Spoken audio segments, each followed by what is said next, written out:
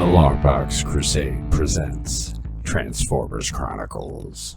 Hello and welcome back to Transformers Chronicles. I am Delvin, aka The Dark Web, and in case you're new to the show, welcome. And let me tell you what this thing is all about. We're going for a wild, crazy ride chronicling the awesome, wacky, and sometimes corny world of Marvel's comics, the Transformers. But I'll never be going at it alone. Let's meet who I'm chronicling with this time. First up, we have the founder of the LONGBOX Crusade, the somewhat novice to the Transformers world, the seeker of the matrix of knowledge. His name is Pat Sampson, aka DJ Christatos. Pat, how are you doing tonight? Well, Delvin, I am glad you asked. You know, I thought a lot about myself these last few months. Yeah. I realized that I wasn't too crazy about certain, things in my life. And, but I've been learning to accept who I am. I'm a lot happier with myself now, Yeah. Well, I'm interested in hearing the rest of that story. Yeah. Just let me close my eyes real quick. Okay. Well, I mean, not take a nap. I mean, concentrate on the words that you're saying. I really need to be in deep contemplation while you bore me. While you tell me your story about your life. Mm-hmm. Yeah. And so I'm like, okay, I'm fine just wearing glasses. I don't need contacts or anything. I think just wearing glasses is fine. I tell you what, diverting from this bit here, like I have to wear glasses now when I'm looking at the computer, and I don't like it. I do not like it. Delvin. I know, dude. That's like the doc basically said the same thing. It's like, you're getting old, Delvin. I'm like, you're getting old, Delvin. Burn. I know, man. I have to concede wearing them. And then it doesn't help you put them on. And it's like everything goes from HD to 4K. And it's like, oh, I guess my vision really had slipped. Yeah, all right. In any event, let's move on to another bespectacled person. He is a first-timer to the show. I should be reading from the script now because I don't want to mess anything up. He is a member of our Crusaders Club, and he's also a host of G.I. Joe Chronicles Outpost, which you can find here on the LONGBOX Crusade Network. And as a reminder to everybody, by the way, you can join LONGBOX Crusade's Patreon. It's called the Crusaders Club. Check out Patreon and search for LONGBOX Crusade.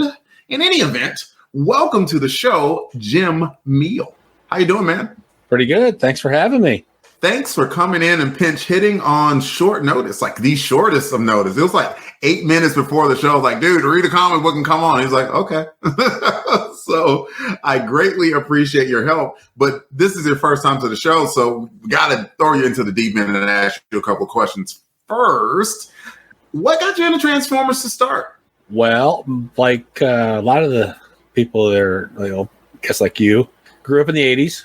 And, of course, Transformers was the second best 80s property. G.I. Joe was the first best. Easy. And so, I can have chocolate, peanut butter with my chocolate. It's okay, No, it's not. But no, that was G.I. Joe, Transformers, He-Man, Thundercats, all that stuff. So Transformers right mixed in there with it. And just, of course, I remember watching the Transformers cartoon on the Bozo Show.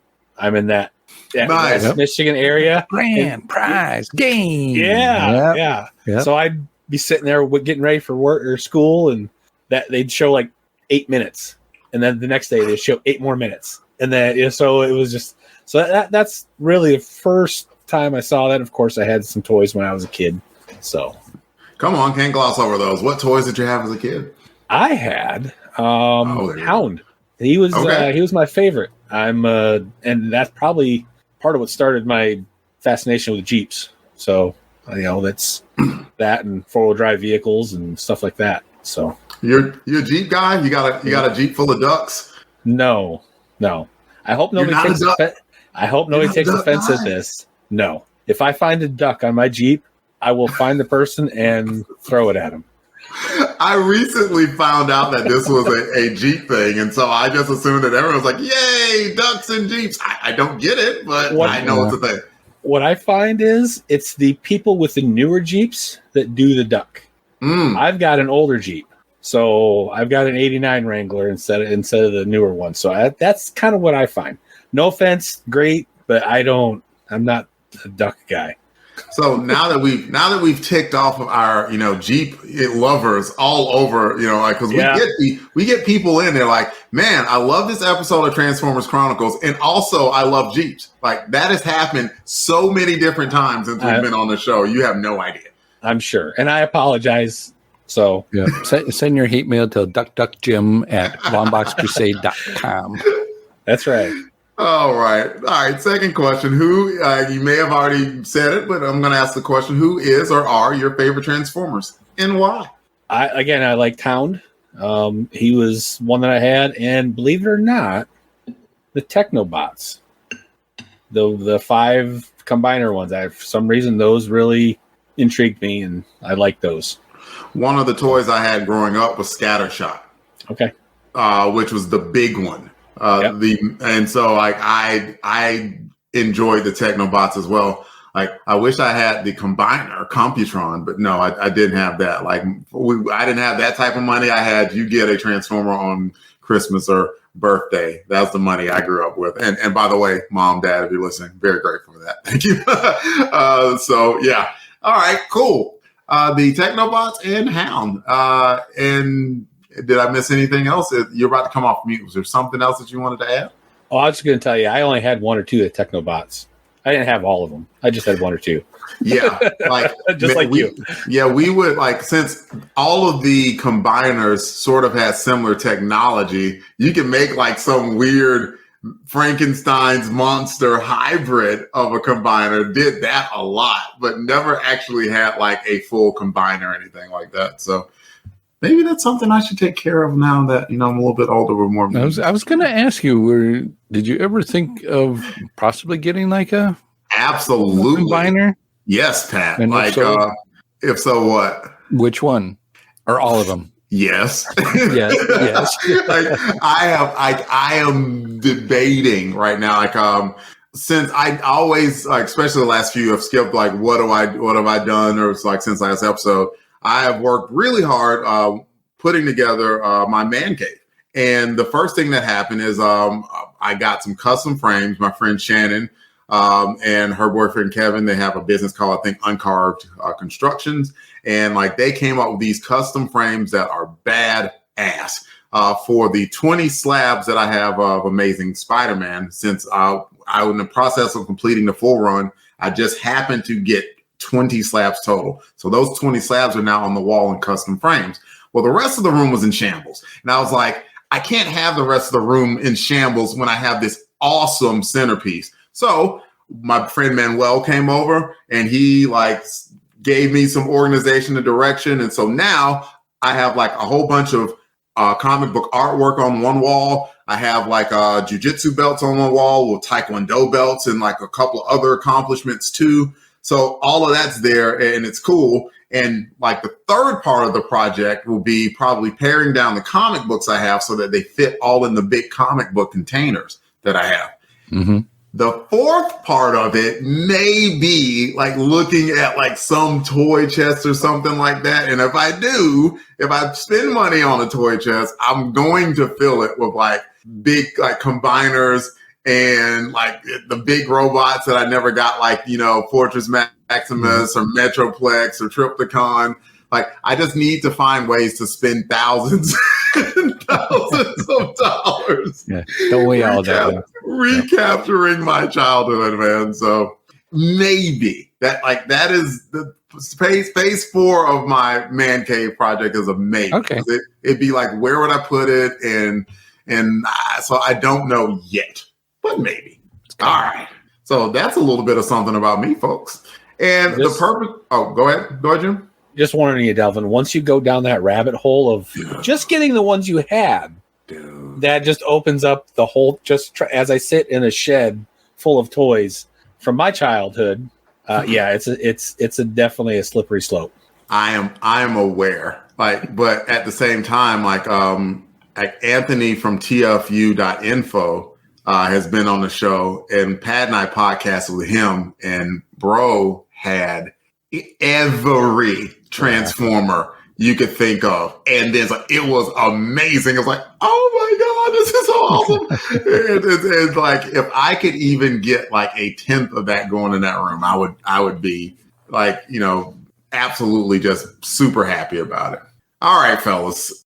The purpose of this podcast will be tackling all of Marvel's Transformers comics in order, starting with issue 1 and working our way to the series end at issue 80. We will answer any questions that are brought up to the best of our ability and see how these books we loved then as a kid hold up to our eyes as an adult now. This podcast is guaranteed to be, you guessed it, more than meets the eye. So Pat, Jim, let's find out what happens when you go skiing without your headmaster's helmet right after the promo break. The Transformers will return after these messages. We Are Venomaniacs is the Venom Site's official podcast for all of your symbiote news, reviews, and point of views about Venom-related comics, movies, television, animation, and merchandise. We are available on Podbean, Spotify, Apple Music, iTunes, Google Play Music, and YouTube. Join us, won't you? We now return to the Transformers. Welcome back. The issue we will be covering today is Transformers issue 51, and here's Jim with the cover description. Thanks, Devin. The Transformers logo cover box is the classic Optimus Prime in all pink for some reason, pointing at the reader with his left hand, holding his laser rifle in the right, but the Transformer logo that adorns the cover is new to the book, with a more curved, futuristic logo as compared to the first 50 issues. This logo is yellow and red with red trim. The main action of the cover shows the Decepticons pretenders Carnivac, a wolf, and Snarler, a boar, running through the snow to attack a headless Fortress Maximus. Fort Max is holding up a ski lift to prevent skiers from falling, and there are skiers skiing around him as skiers do. The ski is white, the background is blue, and right below the aforementioned logo is the caption, "Slaughter on the Slopes." Thanks for that, Jim. Why don't you tell us what you think about the cover? Well, when I opened this up to read it, I had nightmares of my one and only time skiing. But other than that, it's very intriguing. You're wondering why Fortress Maximus is holding up a ski lift and why his head's down on the ground, not having read the previous issue, but it grabbed my attention. I liked it. It's a good logo. It's a good cover, action packed, mystery, makes you want to read it. I like it. You should definitely go back and read last issue. It was a good one. I probably will. Yeah, it was a good one. It would give you some context as to some of the things that happened in this issue for certain. But yeah, it was a good one. Pat, what do you think about the cover for 51? This one's a little bit different, especially after the 3 covers we've kind of gone over just recently. Especially the cover of 50 was really good. So now you take a look at this one, kind of simple. And I think what's off-putting for me is one, the purple, just the purple background. But I get it. I mean, you're in the snow and you have that going on, but it's that Transformers logo. You're right. It is different. And I think I like the older one. This one's, it's all right. It's got that futuristic-y kind of curves to it, but I like the older one. And I think that's what really puts it off for me on this one. The detailing on the robots or on Fort Max and the Pretender cons are really cool. And you kind of get a sense of something going on here. And I'm like, why is Fort Max's head off? So very good cover that relates to somewhat what's happening in the story. Yeah, it took some little bit of dramatics as far as what happened in the story. I always like Fort Max. I think Fort Max is a good robot to always put on your cover because how striking he is. Mm-hmm. And it's even more striking to see him without his head. It's like, why in the heck is his head detached from his body like that? What is going on? So that was kind of interesting. And the only 2 Decepticons that were in the book are seen charging at him, and they're accurately depicted, but I'm not surprised because it's Jose Delbo. And Jose Delbo does an amazing job at making sure that you can definitely tell individually which which characters that he's drawn. So so big credit to him for that. It's definitely not the artwork that I think is just somewhat, like I said, like the coloring and that logo. Jose's artwork is really good. His artwork is fantastic. He will be missed when he's gone, even though at least at the time, it's a spoiler of sorts. You'll eventually see a artist called Andrew Wildman, and he was my favorite on Transformers from what I remember. But I'll be interested to revisit Andrew's work. We're also going to see mainly a guy named Jeff Sr. as well. Jeff Sr. is going to be doing some drawing on the books, and those two have a decidedly different style from Jose. So it'll be interesting to see what you think about that. Just like it was interesting to see what you think about the logo. Like, the logo is different for sure. And I remember when it transitioned to that logo that it probably took me by surprise, much like how it took me by surprise. Like, looking at it now, I like it. I do think the first one that they did from 1 through 50 is more iconic than this. It's one that you would probably recognize more when it comes to the Transformers, but I kind of like it, like the new one, as a rebrand of sorts. I guess kind of like a welcome to the next 50 issues of sorts, even though I didn't quite make it to the next 50. Has it transitioned over to any other logos, like maybe on the toys or any other media like that? It being the alternate one. I want to say yes. Like, I'm collecting the current run, but I haven't looked at it in a few weeks, so I can't remember what that new logo is, but I think it's different from those two. And I'm sure that in other iterations of Transformers that they probably did a little bit of logo tinkering too. Don't hold me to that. Just do. Looks like Jim's coming off mute. I bet he has something wise to say. Oh, I wouldn't say wise. I was just going to comment on the logo. I didn't really notice a logo change, but I went back and looked at the previous issue, and I could see that is the more the one for 50 is the more classic logo, like Pat was saying. That's the one I was used to, but similar to G.I. Joe, they went through different logo changes as the years went on. Yeah. Not getting into Transformers as deep as Joe, I just didn't even notice it. But yeah, I see the difference now, and this one would be my second favorite logo. I like the traditional one better. So we have two traditionalists, and I don't know. I'm Switzerland here. I think I would prefer the older one better, only because it's what I'm used to. But I don't mind the new one. So, all right, we're gonna rate the cover scale of 1 to 10, like the old tech specs. 1 being the lowest, 10 being the highest. To rate what we think about the cover. We can go with Pat first. Pat, what do you think you want to rate Transformers 51's cover? Boy, I am gonna go with an 8. I like the artwork on it. The artwork is very good. So 7, 8. I gotta go with an 8. Okay. What about you, Jim?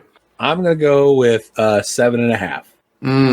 Oh wait, no, I can't do that, can I? That's right. I'm sorry. You know the rules, sir. Don't be slippery. Jim gets a 7.5. I'll take I was just trying to poke. No, he doesn't. Bit, he does not get a 7.5. The bear does not like to be poked, and I'm gonna snarl back with some claws at you and ask for another rating.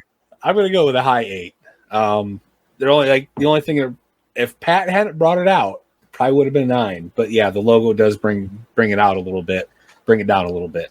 Oh, okay. Logo brings it down. Like I'm at an 8 myself. The main action I like the action of the book. I like that it somewhat portrays what's going on, and I always like seeing Fort Max on the cover because I like Fort Max as a bot. If you look over my right shoulder, you can see the feet of FORTRESS MAXIMUS on a picture frame that I have drawn there.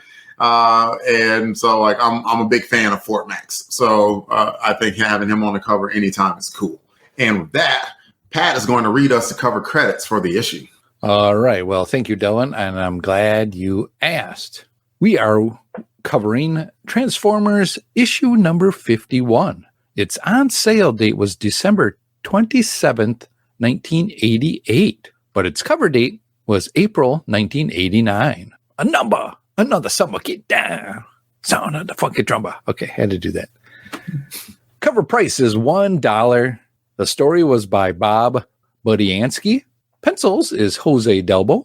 Inks go to Dave Hunt. Colors go to Nilsson Yamtov. Letters is Bill Oakley. Editor is Don Daly. Cover credits is Jose Delbo and Danny Bulinati. Thanks to Mike's Amazing World and tfwiki.net for that information. Back to you, Delvin. Thanks, Pat. Let's get to the synopsis. It is a world transformed, where things are not what they seem. It is the world of the Transformers. Transformers, more than meets the eye. Autobots wage their battle to destroy the evil forces of the Decepticons. Transformers. The Transformers from Marvel Comics. The title of this issue was The Man in the Machine. Spike Witwicky is having nightmares. You remember Spike, right? He's the human component to Fortress Maximus. It seems like he's falling down a pit to which he narrowly escapes every time. Spike tries to forget about this by going on a ski trip with his buddy Clifford, and oh yeah, I'm forgetting something. After the events of issue 50, Spike wants to be completely done with not just Fortress Maximus, but the Autobots in general, since he really only joined up to rescue his brother Buster, which successfully he did rescue. But as Optimus Prime warned him, just because he wants to leave this life doesn't mean the life wants to leave him. Scorponok dispatches 2 pretender Decepticons, Carnivac and Snarler, to find Fort Max and destroy him. They eventually track down Spike at the ski resort, and Spike, with Cliff's help, realizes that his dream was not a nightmare, but a reminder that he is forever bonded to Fortress Maximus. Good thing too, because in the end, Fort Max saves the day and the ski resort, and Spike realizes his true purpose as a heroic Autobot. So let's talk about the book. Here on Transformers Chronicles, we talk highs, we talk lows, some sort of discussion forums, and it makes for a podcast. We've kind of done it for 50 issues now, so let's try it for 51. Pat, start us off, man. Give us a high or low of what you think about the book. Well, I'll give it a whole big overall, and we kind of talked about it earlier when we were talking about the cover. The artwork in here, again, is just amazing by Jose Delbo. Tells the story just by kind of going through and looking at the panels and all that. I don't think there was a page that really didn't have, kind of that blah, empty background and all that. There was a lot going on, especially in those dreamy kind of sequences. Man. Yeah. Those were just kind of crazy with tech and just all that wackiness going on. And even some of the different panel layouts that you see he was using as well too, just different shapes and sizes of the panels in some of the pages. I really like this one with the artwork, definitely. Yeah, we have seen Jose kind of do one of these kind of lush, exotic, futuristic, robotic dreamscapes because Spike's brother, Buster, was in one of those, and that turned out to be like a virtual reality of some sort. So like in the very well-known Mighty Marvel way, Bob was like, okay, draw some techno computery landscape, Jose, go. And Jose delivered and came up with that. So yeah, did an awesome job. Jim, what do you have, high, low? I got a high. When you told me which one I was going to be reading, issue 51, I'm like, ooh, the dreaded next issue after a anniversary issue, 50, right? I'm like, oh, okay, this is going to be one of those. This is kind of a fill-in type thing. But I was very impressed with how I was worried I wasn't going to know what was going on. But Bob did a good job of catching me up, or the reader up, on what was going on with, I want to say Buster, but it wasn't. It was Spike, thank you. With Spike, how he was in, with Fort Max and why he isn't with Fort Max now. And it did a good job of surmising that into just a couple, 1.5 pages roughly. Yeah. Really? So I was caught up. I was ready to go on to the rest of the story. I was fairly impressed because I've tried reading the Transformer comics from 1 through whatever, and I've given up because it was so wordy. This one was not that bad, so I was impressed. So yeah, not trying to be mean. I don't take it that way. So when I covered Transformers 1, when we covered Transformers 1 on Transformers Chronicles, like that was my first time reading Transformers 1, and I was like, oh my God, here's so many words. What is going on? Like, I did not know I was getting into War and Peace. I thought I was reading Transformers. But like it found its footing. Bob Budiansky put together some spectacular stories, almost to the point where like he did this also, something similar. If you want to go back and read it, Jim, in issue 49, where in the span of about like 12 pages, he had established like 2 factions of Decepticons and why they had every reason in the world to hate each other. And it was like, and so by the time that they started fighting, it didn't even seem contrived. It was just so well done. It's like, holy cow. So the fact that he was able to really synopsize what had just happened in a monumental book in issue 50 to where you have not read 50, but you understand what's going on, sort of speaks to Bob's talents. Just amazing that he didn't. I mean, he got he got a little bit more work writing with Marvel, but it's amazing he didn't get like a lot more because like he had an excellent gift for doing stuff like this. Yeah, I was going to agree with Jim on this. That was one I had written down too. Was that this one? I was thinking, okay, it's going to be a filler or after the big event, let's just kind of chill issue, but it kind of was, and it kind of really wasn't. I think it was a good slowdown because you kind of feel with all that we went through reading those 3 issues, I can definitely feel where, Spike was just like, I'm burnt out. I had to become this to get my brother. And now I just want to kind of get out of it. And I guess my question too is, can they get out of it? I didn't think that they could uncombine or with the humans and undo themselves from that. I thought it was once you do it, it's done.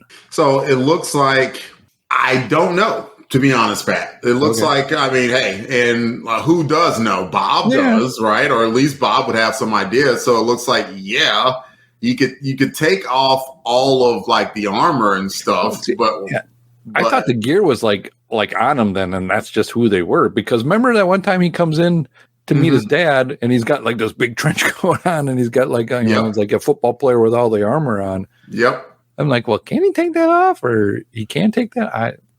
Looks like he can. But it just is as easily bonded back to him, I suppose. Yeah. So, but I do think having him being able to do that, I think we may hopefully get some little bit better stories because he can be a little more human now than, like, I can go skiing now and I can do all this, human-y stuff, and I don't look like a big boxy robot trying to do this stuff.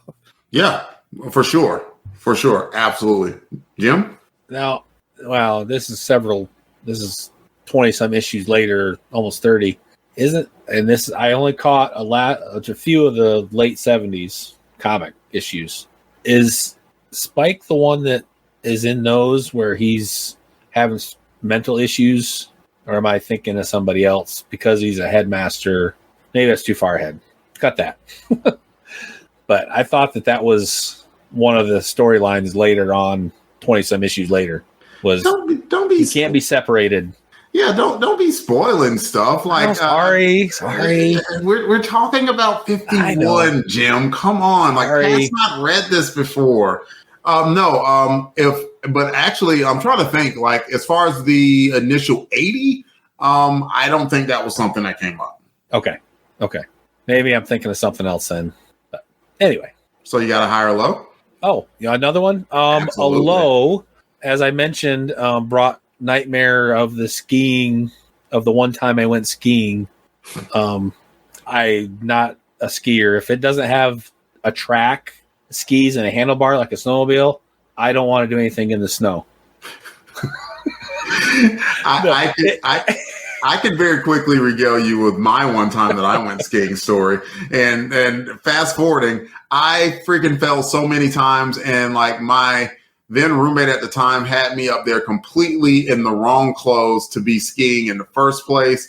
And it was awful. And snow got into places snow had no business being in. So in a sense, I kind of shared that with Clifford because I was falling all over the place all that day. It was like a bad comedy routine. It was awful. That was me. I went one time with youth group from church, and I didn't even make it all day. My dad was heading back to where we were staying around lunchtime. I said, "Can I go with you?" He goes, "Yeah." I said, "I'm out." I was done. Exact same. I remember sitting at the ski resort, like pretty much trying to get things to unthaw that never should have been frozen. But comic. Oh, go ahead. Jeff. Anyway, comic related positive.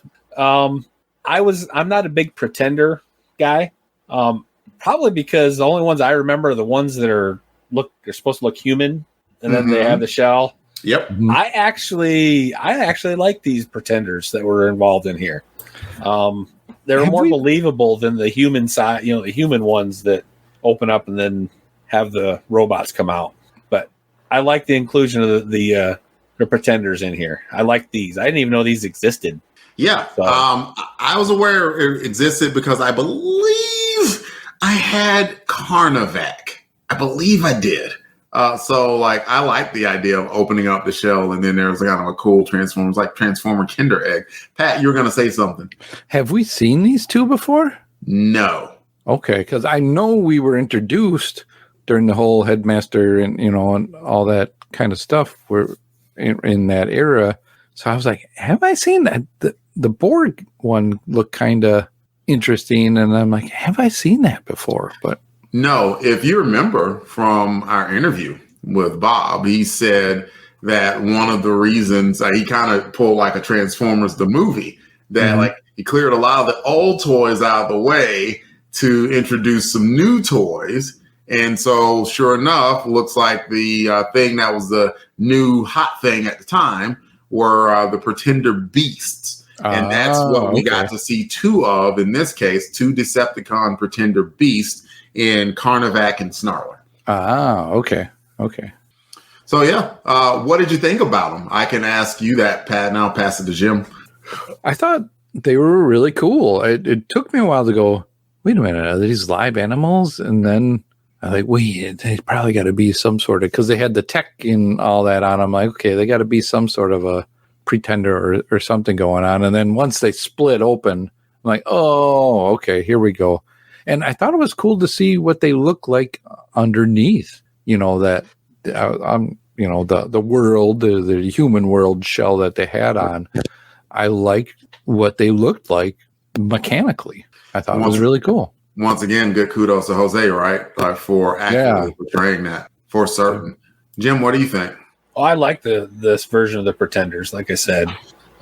Different than the human ones. Like I said, I didn't even know they existed until I read this. So I liked them. Now, a similar question to Pat. Is this the first time we've met Cliff? Yes. Okay. It is. And I'm pretty sure the last time that we meet was it Clifford Dietz? Was his last name Dietz? Oh, really? Yeah. I was thinking, he would be a cool sidekick or at least another good buddy now that he knows the secret, that he might become like a headmaster or something else to kind of, be that yin to the yang of somebody else, because of his buffoonery or just his, Sure. Yeah. But sad to hear that. In this case, I don't think we'll be seeing Cliff again, even though I give Cliff credit, even though Bob, once again, to give Mr. Budansky credit, he established very early on what a klutz the guy was. Mm-hmm. But what he also established, though, was that he's even though he's a klutz, he was very well aware, so he was a pretty well-adjusted human being about the whole thing. And then he was the one that basically helped turn the corner for Spike to finally realize what was going on in that dream. And then he also had this crazy athletic move in the heat of the moment that allowed Spike to get his headmaster helmet back. So Cliff was all over the book. If he only makes one appearance within the Transformers, it was one heck of an appearance. So with that, is there anything else about the book that y'all want to talk about? Well, let's talk about Fort Max operating without a head. Sure. I found that interesting. I'm like, can that be done too? I didn't know that. I didn't know that Spike could control him without, not doing that. And obviously Spike didn't know that either. So I thought that was kind of cool that he can actually do that. So now, again, it opens up more of that human side for Spike again to be able to, relate with his family, with Buster and his dad and maybe whoever else he's around with now. But yet also to be able to still control Fort Max some. Yeah, like if anything, it kind of showed me like they have used the term binary bonded, and of course, that's a made up term. But like what it was taken to mean is that a human component was combined with a robot component, and we have seen sort of different interactions with that. Like let's take Scorponok for instance. Scorponok is binary bonded to Lord Zarak.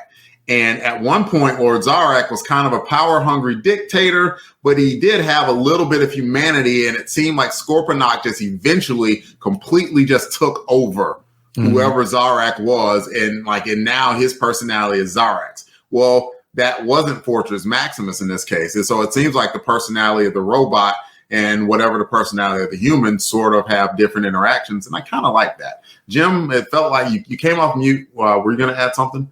Well, I was just going to add to what Pat was saying is once Spike, right? Yeah. Yep. Spike. I want to say Sam. That's from the movies. But anyway, Spike, I don't want to say accepted that he was, it was always going to be part of him. That was when he could control Fort Max. But not as good as if he was in the, as transformed into the head. And so I like that how the humans still had to be willing to be part of that. Me too. Yeah. That was well told, I thought. Keep going. Yeah. Yep. And I'm confused a little bit. So Spike was just part of the head. There was the other part that had to combine to form the head. Yeah, man. I'm confused with that. Fortress Maximus is huge. That's the answer. Most headmasters, the human component transformed into the head of the robot. Fortress Maximus was so big that the human component forms the head of another robot, Cerebros, I believe in this case, and then Cerebros transforms into the head of Fortress Maximus. So Fort Max is so big that his head is an entirely different robot. Gotcha. Okay, now I understand. Okay. Yeah, there are very few.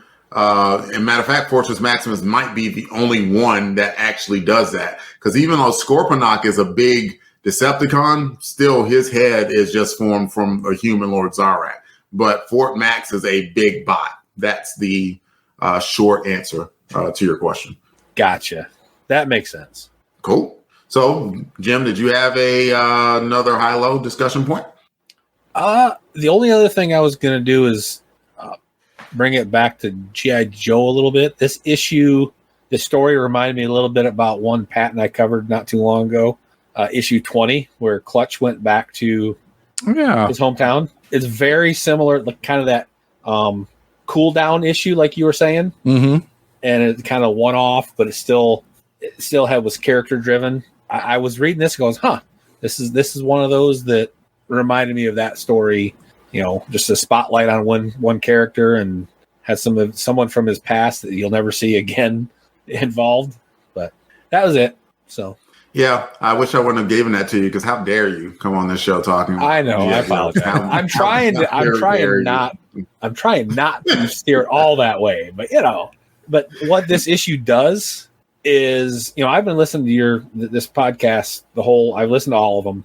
Oh wow! But Thank you. Reading this kind of makes me want to get back into a little bit and start picking up the issues some more, So, so they're not as bad as what as wordy as I thought they all were. Under Bob Budiansky, it got much, much better. Those first 4 issues Bob was the editor on, and then eventually he took over. So if you wanted to start reading again, start reading after 4. Or if you would like to, then pretend that this issue didn't happen and wait until issue 56. The last 2 years of the Transformers were spectacular stories. It was an excellent build up to a wonderful issue 75. And then they kind of did another 5 issues as a swan song, but I'm way getting ahead of myself. Pat, did you have anything to close us out? No, I think we covered it pretty much here. I think this was a simple one, but a good one. Simple but good. I agree. And a pretty good one as far as like, what the heck do you do after issue 50 where there was so much? Yeah. That's a hard one to go at. A tough act to follow, no doubt about it. So I appreciate both of your discussion and comments, even the disgusting ones about Joe that I'll probably just edit out. I'm kidding. You do have that power. I do, but I won't do it. Now is the time for us to talk about who had the touch, where we talk about which character stood out in the book, Autobot, Decepticon, or human. Let's go with Jim. Jim, like, who was the character that stood out? Who had the touch to you in the book? Who's the best character in the book to you? See, I was gonna, when you said the best, I'm gonna go with the one that surprised me, and I'm probably gonna steal somebody's, and I'm gonna go with Cliff. Mm-hmm. He surprised me, with how he was involved in the story. I just thought he was going to be somebody that tagged along, didn't really add much to the story, but as you mentioned, he helped get the helmet back. And when Spike opened up to him about, hey, this is where I've been, he was kind of accepting of it. He wasn't surprised, like, oh my gosh, you're lying. I can't believe you. But he was accepting of it. And especially when they started attacking, he had to believe him. But even before that, he was like, hey, this is what's going on. This is why. So I'm going to go with Cliff. If there's an advantage to having like that one-off character. That one-off character can be anything that you need them to be, right? But I give Bob credit, and he has done this many times throughout his Transformers run. He'll introduce a human character, and that human character will have a very cool and unique arc, even if it's just for that issue. Those characters are always well fleshed out and never generic. I will go with you on that. I think that Cliff had a surprisingly awesome arc in that book. And even though, I would say this was half human, half robot. We did not mention in the story, and it was at least it made me smile. You wouldn't know this, Jim. Pat would, that Sparkplug with Wiki, Spike's dad, has had one heck of a topsy-turvy adventure with the Transformers. So it was nice to see them in that home that looked way too big for an auto mechanic to own. Yeah, I know. Like, oh, hey, Buster's making breakfast too. And it's like, oh, what? Yeah. And Buster was there too. So it was nice to see that, I'm sure that Sparkplug was happy to see his boys back. But it's cool to see humans have arcs like that. And then in this case, Cliff he started off by sort of talking about how he found himself and how he was okay with himself. And clearly that branched off to other things. It's like, hey, if I can embrace, who I am as a person, then I can embrace my friend being who they are as a person too. That's kind of dope, actually. Yep. Pat, who do you think? Who do you think had the touch? Well, I agree with you guys that it was Cliff, but I guess I'm going to choose somebody different. It would have to be Spike on this one. Not a lot of others to choose from, just between the two, but Spike having the touch to figure out the abilities that he did have and the reasoning that, you made this strong connection with another being, because it's still a being, and to have that strong connection now with Fort Max and be able to do the stuff that he does, call him and have him show up where he needs to be. Hey, good for you. I mean, that'd be a good thing to have, right? It's like that would be. That'd be like, it's like having your best buddy whenever you want it. Yeah, I can't reach that. Come and get that for me. Boop, boop, Here you go. Thanks, buddy. Okay, get back up to space now. All right. If we talked about the touch, then someone had to be out of touch. We talk about the character that was the worst in the book, and they can't even destroy a robot without a dang head. In the segment called Less Than Meets the Eye. Yeah, there are not many characters to choose from here, but I'll pass it around anyway. Pat, who do you think was less than meets the eye? Oh boy, and you know what? And I'll be honest with you, I don't. It's hard. I want to interrupt. It's hard to choose who was less than meets the eye because I think the two pretenders did what they tried to do, but you're fighting Fort Max, and something's going to happen. But I'm going to give, just for comedic sense here, Buster. Come on, man. Why are you making too much food? What is it with you and Buster, man? You find any reason to throw Buster under the bus. It's a good bit. It really is. Come on, Buster. If I'm thinking outside the box, I would say Scorponok then, because Scorponok sent those two to take out Fortress Maximus. And they actually tried.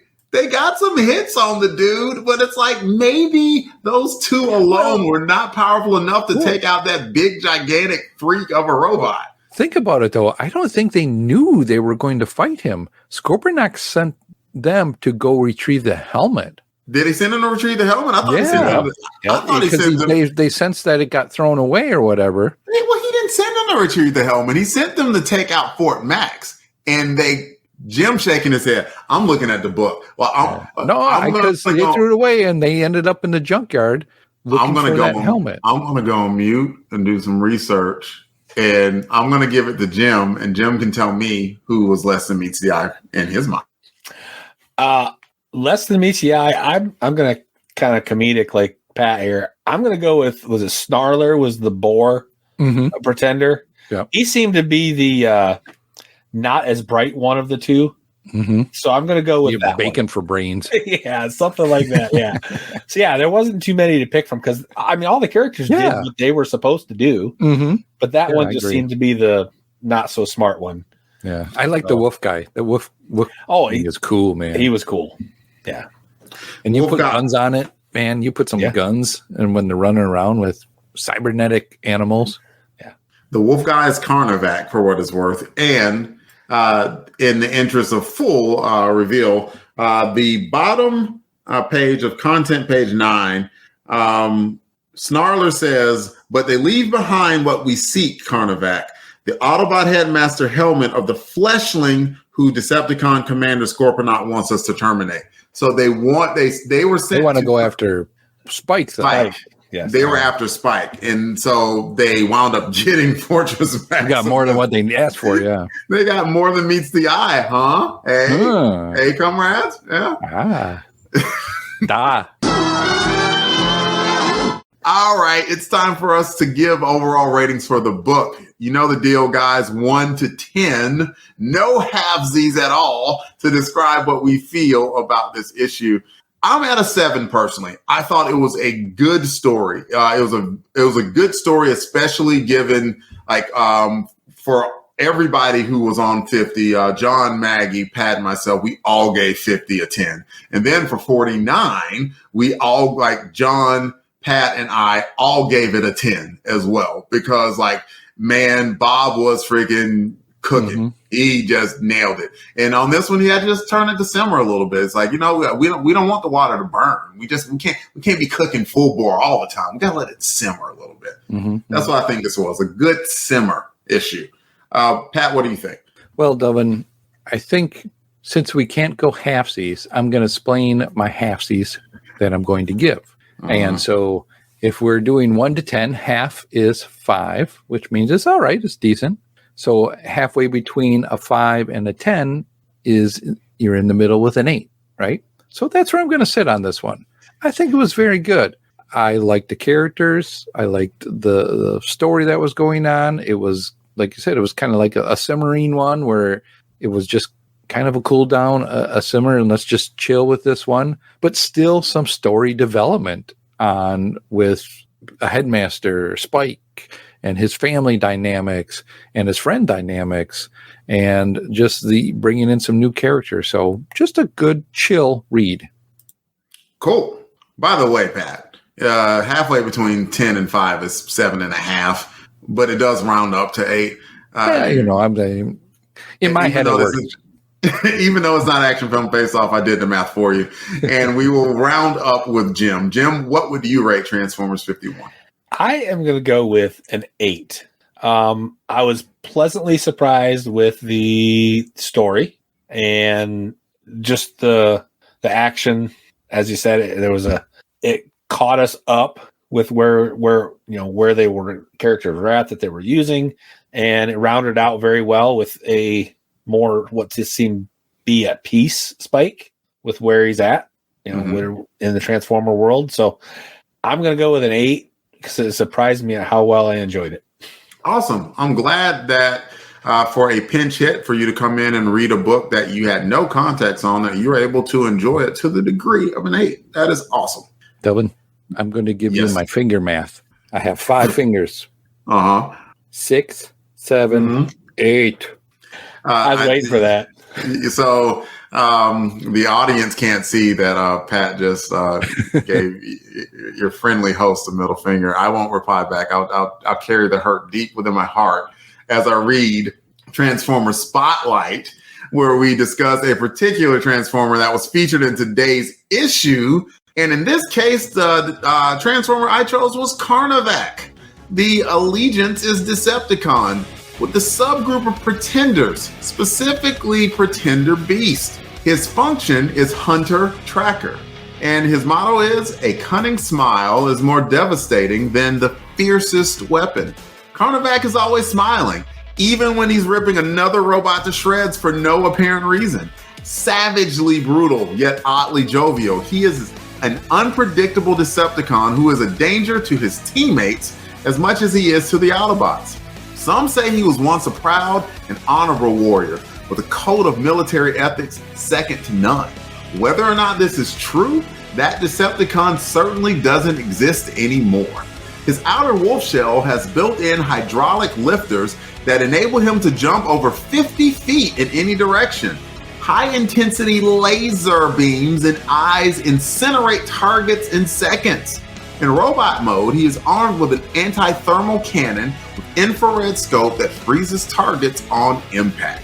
Here's what his ranked stats were on the card. Strength is a 6, Intelligence 5, Speed 7, Endurance 9, Rank 4, Courage 7, Firepower 7, and Skill 8. Carnavac looks like he had some pretty cool stories from what I gathered over in the Marvel UK world. You might want to go check those out. Same with Transformers Regeneration 1, which Pat has no idea what that is, but he might in a couple of years or so. We'll stick a pin in that. Dreamwave and IDW, but in this run of Transformers, it looks like Fort Max blasted him away and he just kept running until he fell off a cliff and died on impact. Tragic. Thank you to tfwiki.net and tfu.info as always. Awesome gentlemen, and with that, we go to a promo break. The Transformers will return after these messages. You have accessed the Supervisory Tactical Organization for Regulation of Metahumans. File 5S, the Shark. They're shark people. I'm as surprised about it as you are. Christic showed up in Atlantic City claiming to be an ambassador for their people, the Selenoids, to our world. Amazon vouched for them.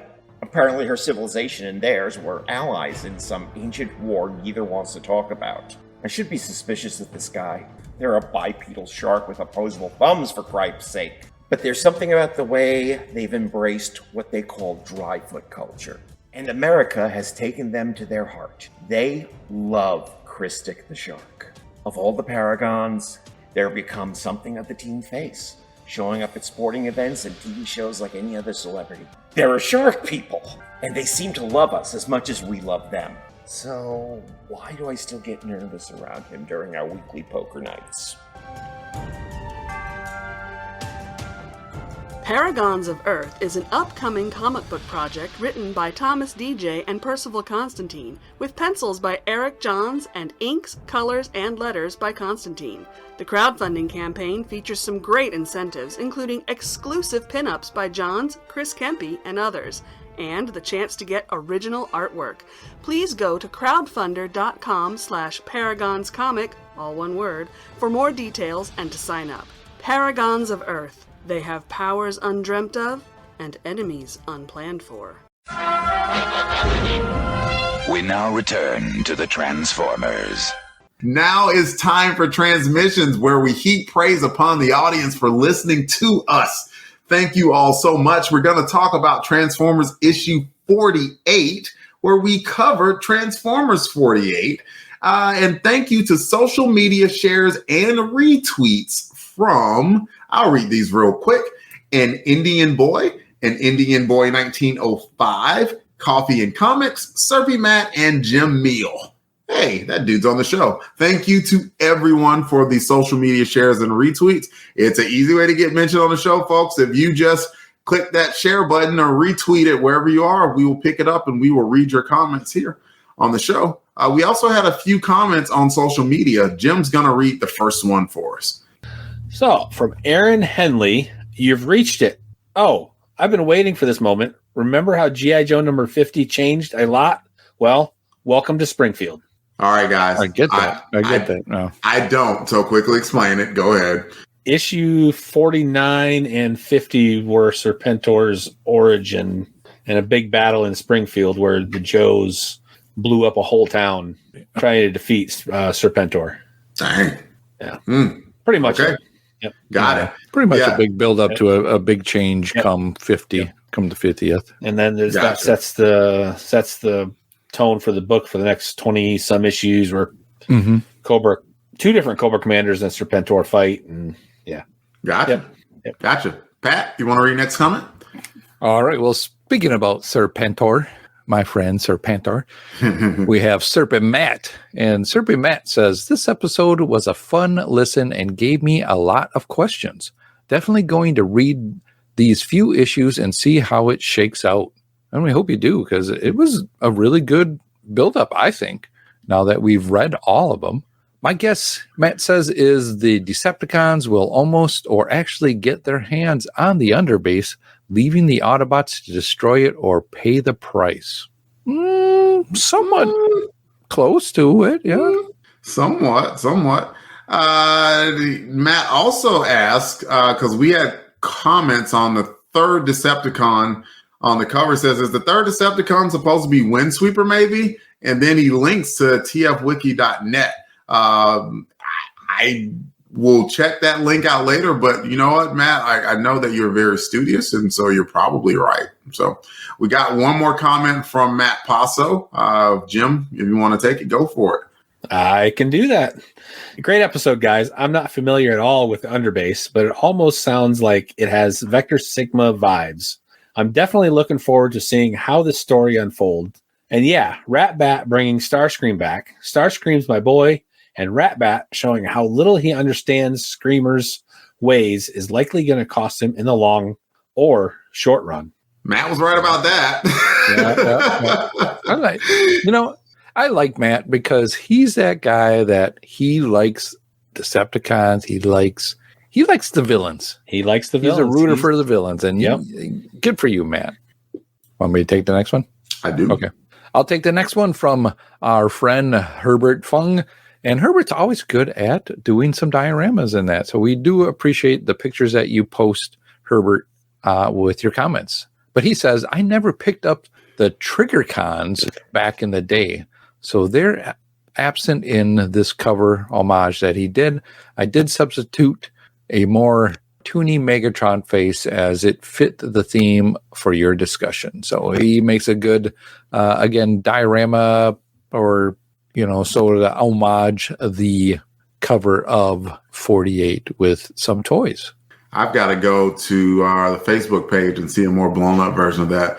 I always enjoy Herbert sending those. I think if Herbert ever wanted to show us like his room, clearly our friend has a lot of Transformers too. So he's another person whose house I need to go over to and just spend a couple of days.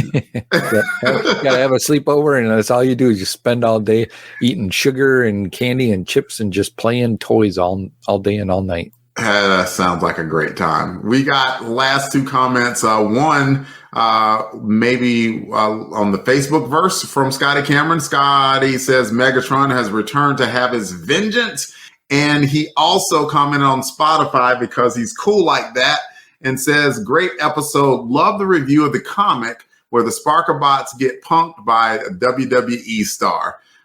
There's a whole running joke about that in Randy Orton instead of Randy Orton, and comedy ensued. Yeah, that was the one that Matt Paso was on, and he caught that too because Matt's a wrestling fan like I am. If we happen to miss a few, we apologize. It's a good problem to have, but we don't want to forget to recognize anyone. Just ping us on Twitter, Facebook, Instagram, and we'll correct it the next issue. And everyone, that is the show. Please come back and join us for the next episode where we discuss Transformers issue 52, where we see more fallout from issue 50, like how in the world are the Autobots going to repair all of those fallen bots without a lot of spare parts? If you'd like to hear more from us, Longbox Crusade, we are everywhere. Twitter, Facebook, Instagram. You look up Longbox Crusade, you will find us. You'll find us out there in podcatcher land like Apple Podcasts or Spotify. If you look for Longbox Crusade, we are there. We have a Patreon feed that I mentioned at the start of this episode. $1 a month gets you access to the Crusaders Club. We would love to have more. I think we're at 46 members now. We would love to make it 56 by the end of this issue. Why the heck not? Come join us. We give you a lot of free swag. YouTube, subscribe. We have a Do It live stream once a month, every second Sunday. We have Come Out to Play, a New Warriors podcast, a ton of podcast content, usually coming out at least 2 or 3 times a week. We love for you to like and subscribe any and all of the stuff that we put out there. And there is a voicemail that you can leave us voicemail comments on as well. 707-532-5269. That is 707-532-LBOX. Pick up the phone. Pick up the phone. And you can also email us at contact@longboxcrusade.com. Jim, the Joe Junkie, we thank you for being here, my friend. Thank you so much. And if you would like to, now would be an excellent time to tell us about, I don't know, a show that you may be podcasting and maybe where you can be contacted. Well, first, thanks for inviting me on, even if it was short notice. I enjoyed it. And yeah, you here on the Longbox Crusade, we have a show that Pat's a part of. That's G.I. Joe Chronicles Outpost. And where we go over the toys, comics, cartoons, school supplies, all kinds of different extra paraphernalia of the G.I. Joe universe. So you can find me on Facebook as Jim Miel, Jimmiel, and on Twitter or X as Jim the Joe Junkie. Thanks for that, Jim. And once again, thanks for coming and being on, man. We really appreciated you. Pat, where can you be found? Well, Devin, I'm glad you asked. You can find me on the X at Christatos01. Devin, where can you be found? Twitter at DEE_RAY1977. Instagram at Delvin Ray. Thank you all for listening to us. See you all next month. And remember, freedom is the right of all sentient beings. Till all are one. Till all are one. Till all are one. Yo, Joe. You got the power.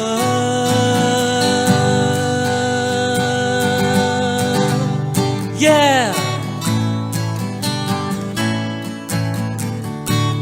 All songs, song clips, and characters discussed are copyright of their respective copyright holders, and no infringement is intended, and it is for entertainment purposes only. We are just fans that like to share our love of comics.